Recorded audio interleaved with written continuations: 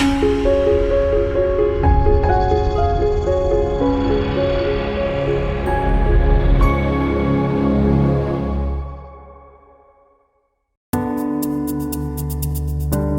what's the harm if some pastors aren't theologians? What can go wrong?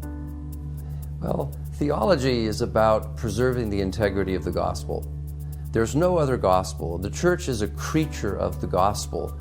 The pastor is a minister of the gospel, unpacking the good news of what it is to be made new in Christ, not just with words, but with his life. So everything that the pastor does as a theologian is for the sake of the integrity of the gospel and of conforming people to the reality of the gospel. Paul says there is no other gospel, no other good news. He also says in his pastoral epistles that doctrine is sound, health-giving, vital for life and growth.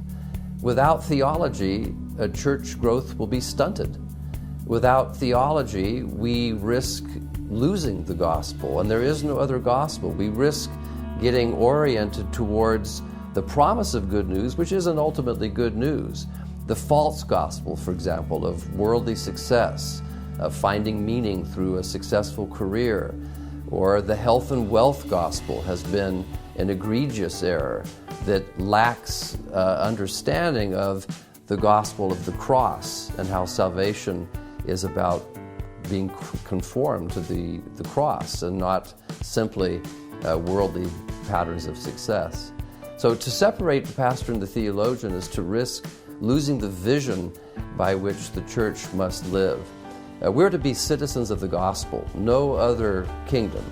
And so theology is about understanding the implications of the gospel, what it means to be a people of the gospel, and if our lives are to be worthy of the gospel, then we need pastors who are also theologians.